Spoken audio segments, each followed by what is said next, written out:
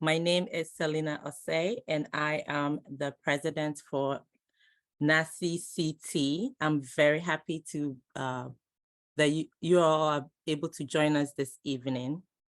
We have a very interactive agenda planned for tonight. Our topic for this evening is climbing the ladder, how millennials and Gen Z are changing the way we work. I'm very excited because this topic will be presented by our president-elect, Elizabeth Michelle, who was recently promoted to manager equity systems transformation at Hartford Healthcare. Round of applause.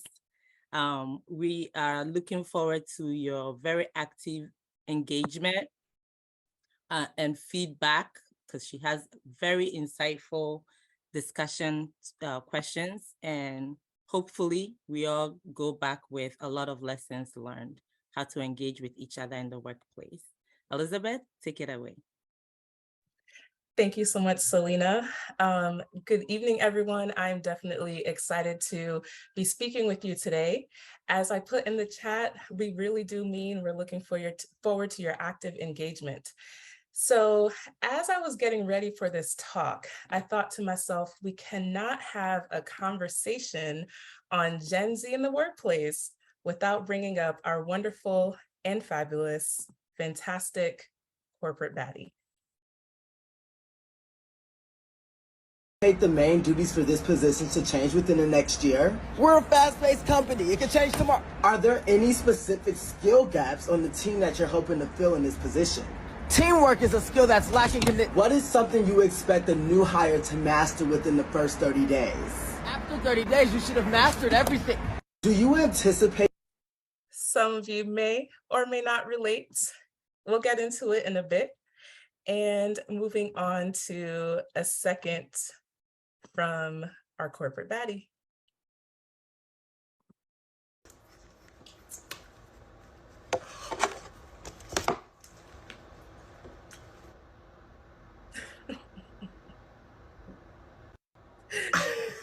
Okay, this is relatable, is it not? So thank you so much for joining in with me on some fun TikTok videos of, again, corporate baddie, also known as DeAndre Brown, his given name. You can follow him on all of his social media at DeAndre Brown, just to see some of the work that he's doing as it relates to really creating space for Gen Z and shaping corporate culture to be accepting of all folks from all generations. As we're going to talk about tonight, all the generations show up in different ways, in particular, millennials and Gen Z.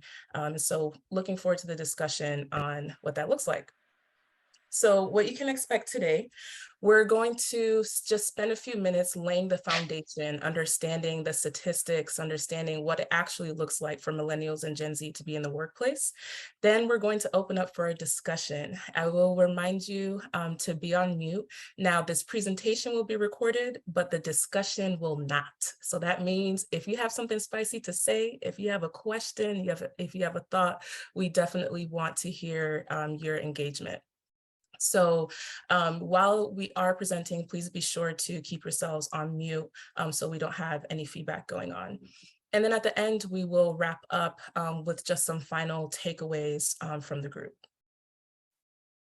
So starting off, what does the workplace look like right now? So technically, we currently have 4 main generations in the workplace, but it's actually 5. What's not listed here, the smallest percentage, is the silent generation. Why they're called the silent generation, I personally do not know. But these are our folks who are 76 and older, who comprise about 2% of the US workforce. Then we have baby boomers, who are about 1/4 of our workforce, folks who were born between 1946 and 64. Generation X, born between 65 and 1980, comprising about 33% of the workforce. And now millennials currently comprise the largest percentage of the workforce in the US, currently comprising about 35%. And just a reminder to please mute yourselves. Currently, millennials comprise 35% of the workforce. These are folks born between 1981 and 1996. Again, this statistic represents the United States, but globally, by 2025, we will find that millennials will comprise about 75% of the workforce around the world.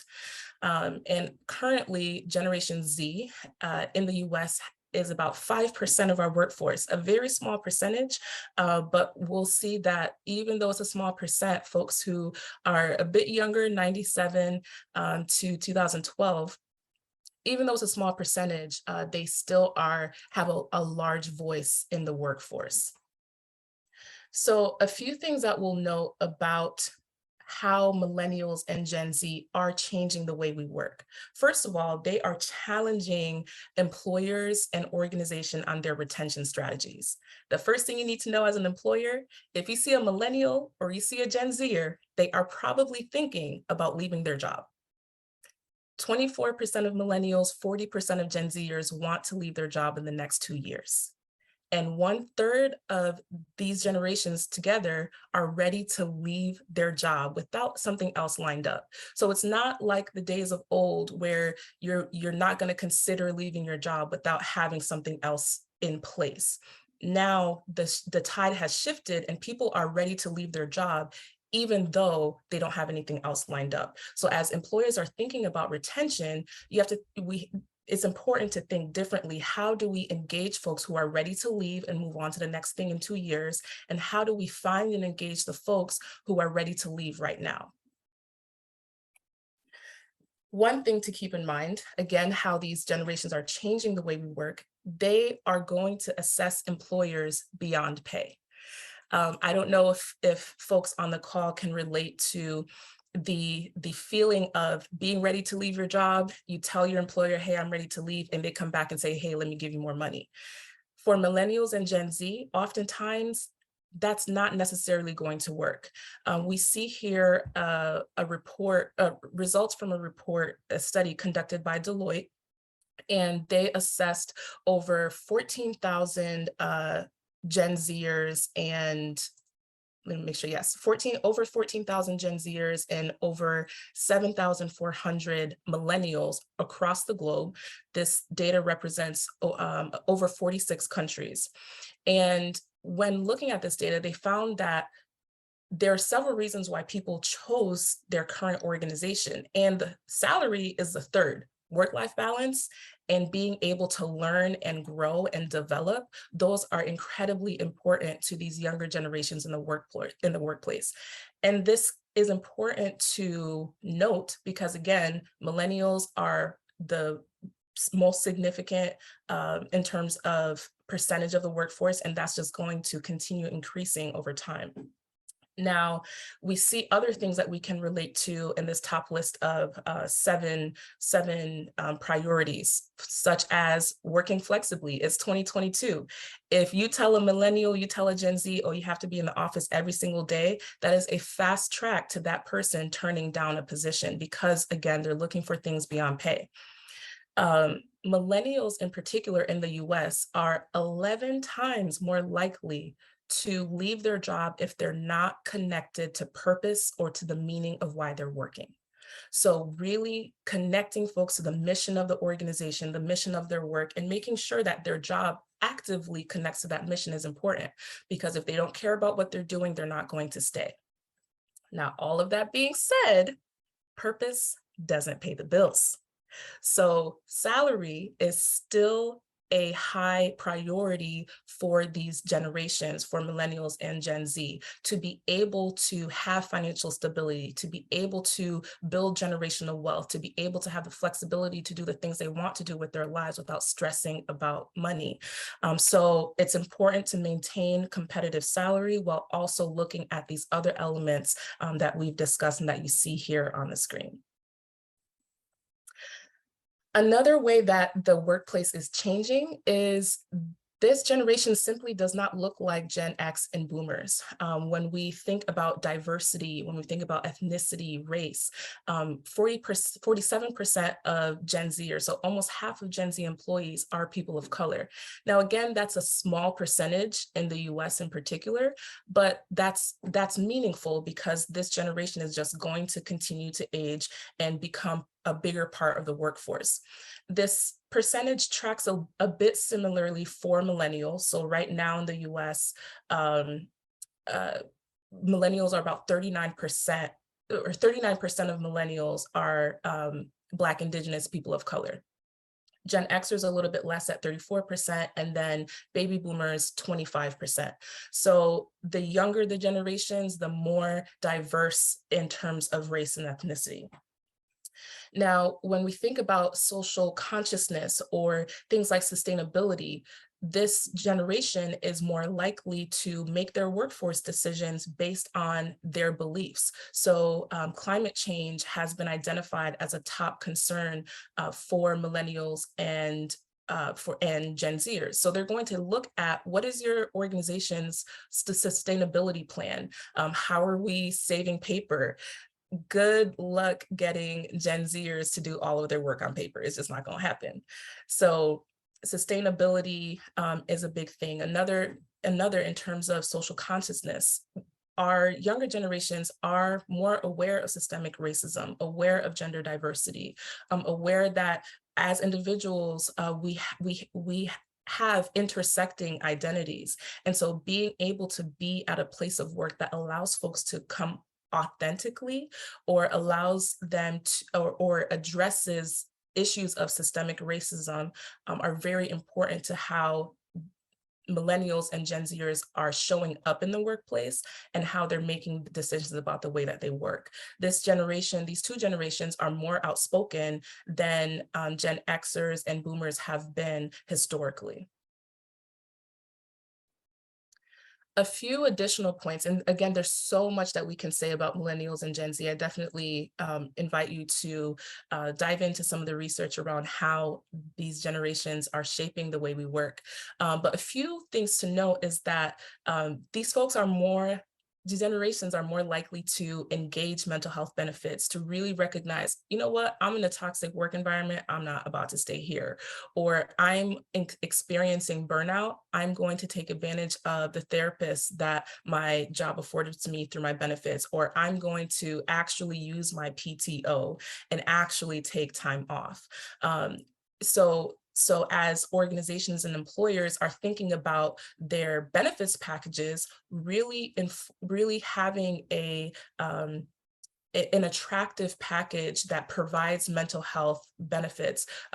These two generations are more likely to be aware of their mental health status, to engage therapy. So it's really important to have benefits packages that are comprehensive and support all aspects of wellness. And then also practices where PTO is actually enforced, or cultures where you see managers, you see directors, you see senior leaders displaying value for PTO, because it's one thing for us to say, oh, PTO is there, and then you see our senior leaders are not taking that PTO. That sets up a culture where people don't take time off, and millennials and Gen Z are not going to stay in a culture like that.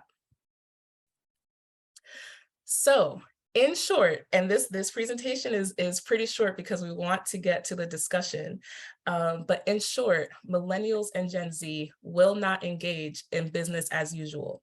So if organizations have a strategy for retention that is not changing, if retention strategies are not adapting to what millennials and Gen Z are prioritizing, then folks are going to lose out on these employees. In addition, as we think about our discussion, this not only is about retention or if a millennial or Gen Z is going to stay in a job, but it's also about how they show up when they work. Again, I mentioned earlier that these two generations are more likely to be outspoken, to share their thoughts, to be the ones that will push the envelope and not necessarily stay silent. And this is important as we think about things like systemic racism, institutional racism. We think about how our organizations are structured. We need those folks that are going to be a bit outspoken, that are going to challenge the norms, that will also still be collaborative, but will ensure that as an organization, we're not doing the same things that we've always done. As folks who are senior leaders and as folks who are rising leaders, it's really important that we make space for this type of discussion that changes how organizations do business and aligns with what we're seeing in terms of emphasis on diversity, equity, inclusion. It's not enough to just say it, but we have to create the space. And that means creating space for millennials and Gen Z to say what they need to say so that we do our work differently and actually reach the communities that we're trying to serve.